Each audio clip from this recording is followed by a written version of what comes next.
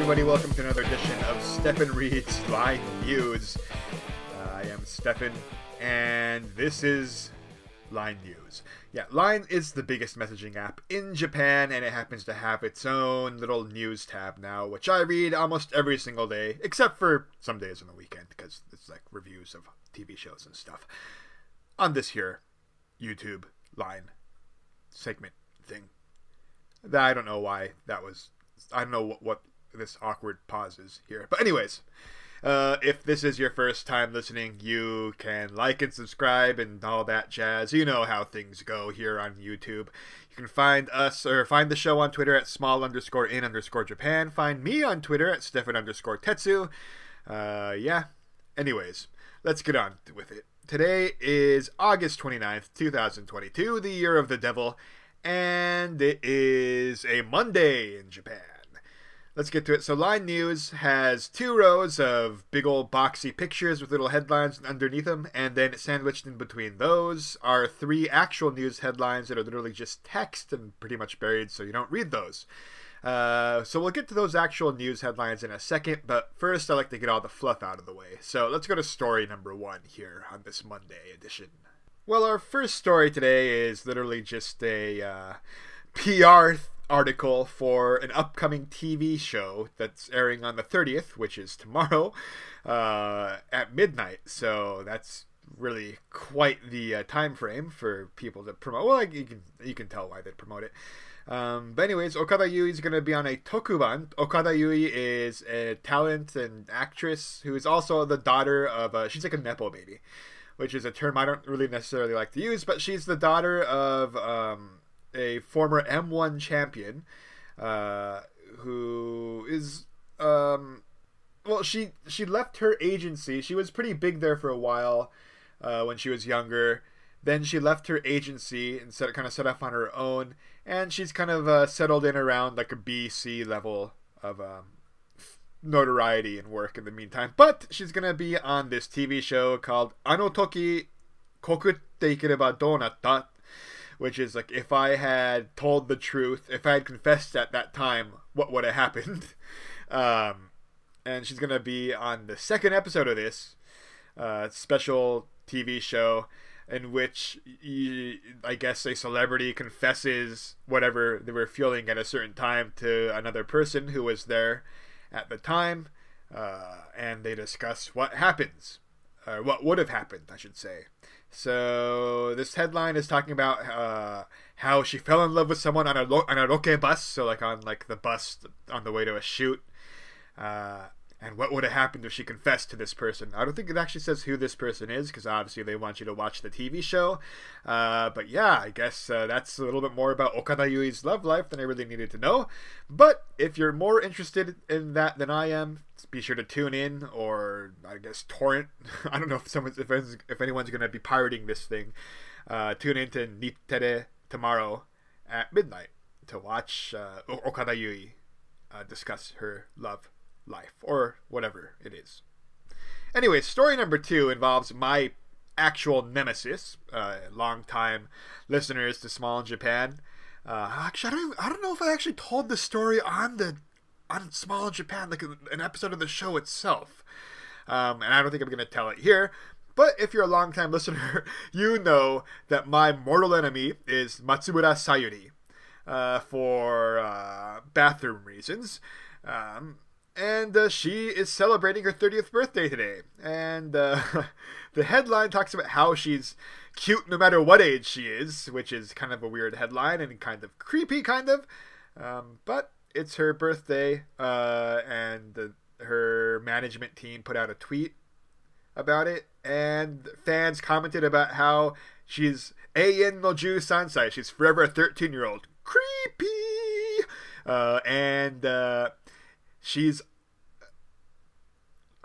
30. Even at 30 years old, she's always going to be a cute apple princess, and those sorts of comments, which are kind of what you expect from people on this particular side of Twitter.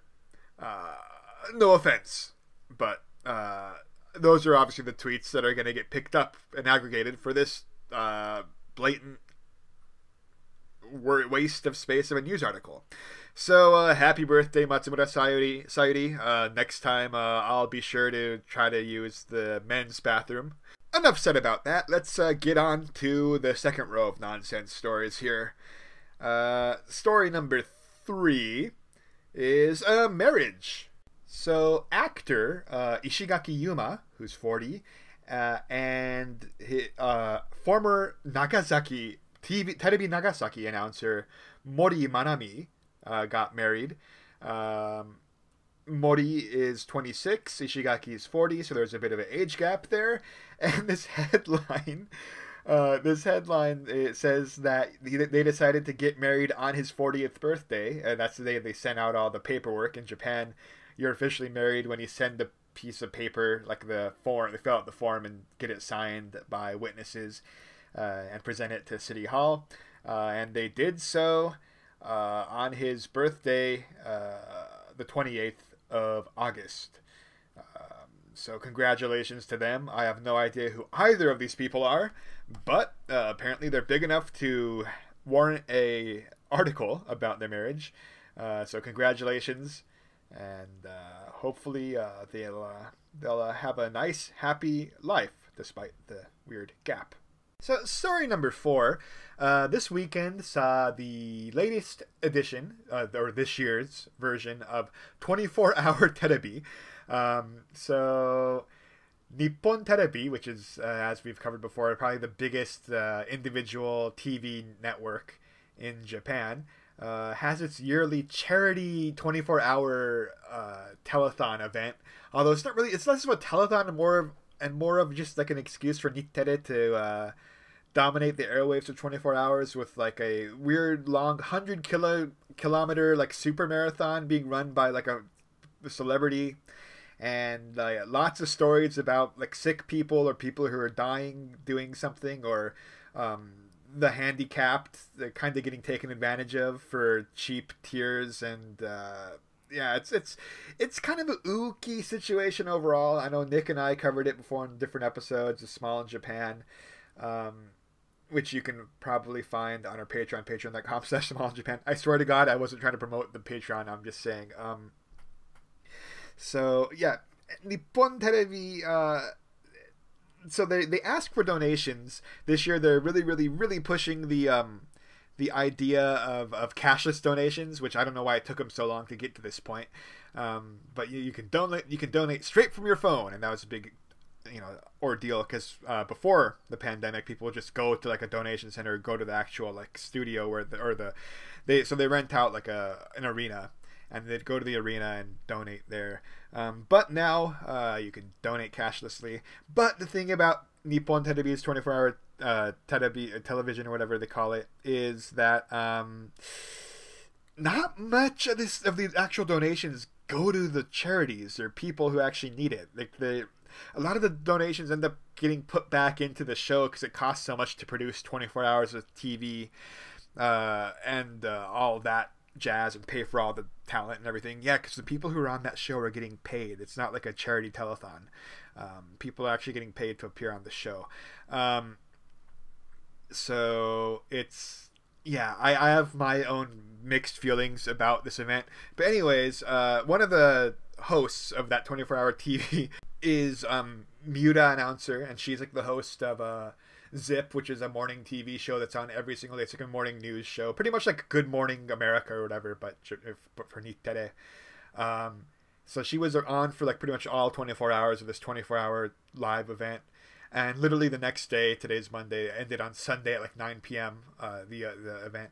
Literally the next day at 6 in the morning, she had to go up live on the air and do her normal TV show.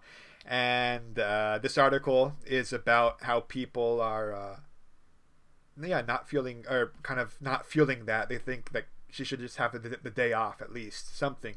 But it should be noted that she just got over COVID. Like, she was out for like 2 weeks because she was sick with COVID. So I mean, on one hand you could say like, oh yeah, she's already had a bunch of time off, so she should be fine. On the other hand, you could say, well, maybe she's not really fully recovered from COVID, so why are you forcing her to host TV shows 7 days in a row?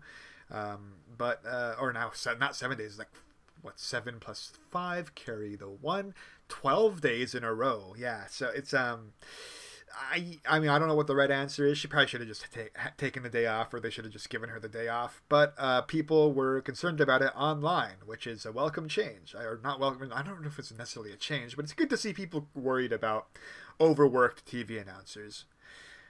Who, I mean, so like celebrities and all the other people, or like gaining comedians, they get paid by the gig, right? They get salary, like they don't get salaries, but the TV announcers, they work for the TV networks. So they get they're salaried workers, so they don't necessarily make as much as a guest or like a TV, like an actor or anything.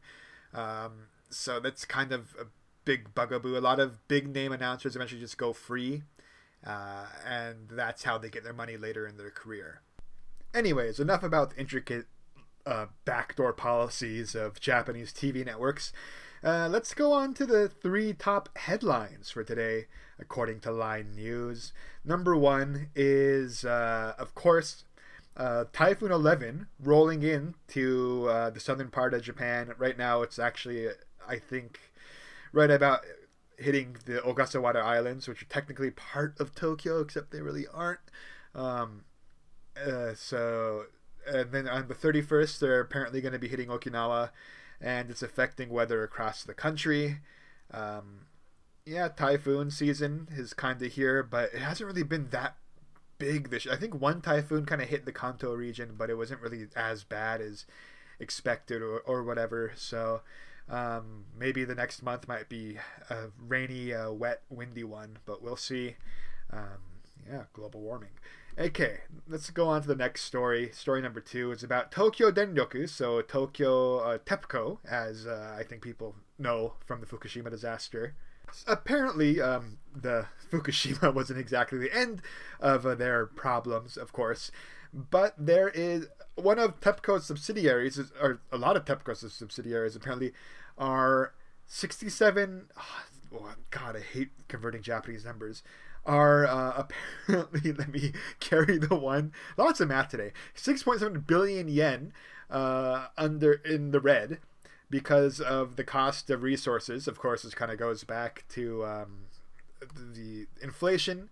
Japan, of course, has been getting hit really, really tough by the bad exchange rates, and of course, the Russia situation has made it harder for Japan to get a hold of natural gas and all that. All the dirty resources. So that's kind of causing Japan's biggest energy provider to be in the red here. So hopefully they figure it out. It's not like they're going to go bankrupt and Japan's going to like completely run out of energy. They'll find a way to keep the power on, of course, but not a great situation overall there. Alrighty, story number 3. It's kind of a weird one. I'm not really going to cover it because we aren't exactly a true crime podcast or anything. But in Fukuoka, there was a woman that killed her own kid. And she said that the reason that she did is because one of her MamaTomo, so like one of her fellow mother friends, said that she told her to kill the kid. And that MamaTomo said that she never said that request, and that's the news story today. Yeah, Japan has a culture of MamaTomo. That's because everyone, there's still quite a bit of a old-fashioned view on married life here, where the wife stays at home, raises the kids, all that jazz. And as a result, they kind of have this network of like MamaTomo friends. They're female friends that are also like parents of kids who are staying at home. Yeah, it's like Desperate Housewives. In this case, the Eva Longoria character apparently convinced the Terry Hatcher character to kill her kid or something. I never watched Desperate Housewives. I'm not sure. But looking at this article, apparently this MamaTomo kind of weaved her way into her friend's life here. There's a lot of money changing hands involved here, and she said that apparently what the mom said is that her MamaTomo told her to kill her kid, and she did for some reason. So not great. If you ever feel like you're in one of those toxic situations, get out of it. That goes without saying, although if you're in that situation, you probably would never feel like you need to get out of it. Yeah. So that's about it for the headlines today. Yeah, sorry, kind of a weird one to end the day. Thank you guys so much for listening. If you haven't done so, like, subscribe, all that stuff. Until next time, I am Stefan. Stay safe, take care, and I'll see you tomorrow.